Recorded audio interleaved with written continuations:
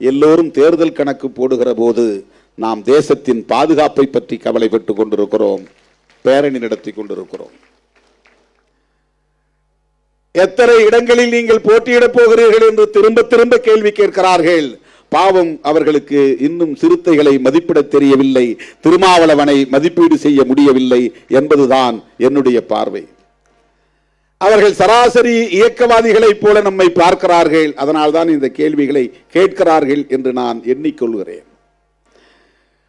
தற்காலிகமான பயன்களுக்காக இயக்கம் நடத்துகிறவர்களோடு நம்மை ஒப்பீடு செய்து பார்க்கிறார்கள் என்று அவர்களின் கேள்வியை நான் பரிதாபத்தோடு தான் பார்க்கிறேன்.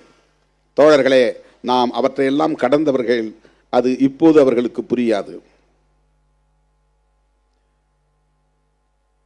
இதை புரிந்து கொள்வதற்கே அவர்கள் இன்னும் பல ஆண்டுகள் நம்மை படிக்க வேண்டும். ஏதோ திருநீரை அழித்து விட்டான் திருமாவளவன் என்று அரசியல் பேசுகிறார்கள். எப்படியாவது எங்களை பற்றி பேசிக்கொண்டே இருங்கள். எதிராகவோ ஆதரவாகவோ எங்களை பற்றி பேசிக்கொண்டே இருங்கள். ஏனென்றால் நாங்கள் தேசத்தை திருத்தி அமைப்பதற்காக, புதுப்பித்து கட்டமைப்பதற்காக, புதிய இந்தியாவை உருவாக்குவதற்காக, புரட்சியாளர் அம்பேத்கரின் கனவை நனவாக்குவதற்காக போராடி கொண்டிருப்பவர்கள். எங்களை வெறும் டீபன் கொடுத்து ஏமாற்றி விடலாம் என்று நீங்கள் கணக்கு போடாதீர்கள். நாங்கள் 6 சீட்டு கொடுத்தோம், 8 சீட்டு கொடுத்தோம், அதுக்கு மேலே அவங்கள நாங்கள் ஊக்கப்படுத்தலை.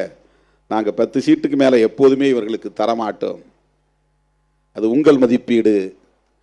எங்களை பொறுத்தவரை நாங்கள் 234 தொகுதிகளுக்கு இணையானவர்கள், தகுதியானவர்கள்.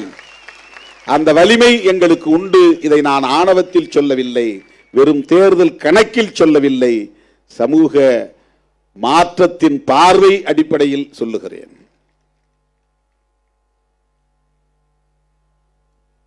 அதனால்தான் தேசம் காப்போம் பேரணி நடத்திய நாம் இன்றைக்கு மதச்சார்பின்மை காப்போம் பேரணியை நடத்துகிறோம்.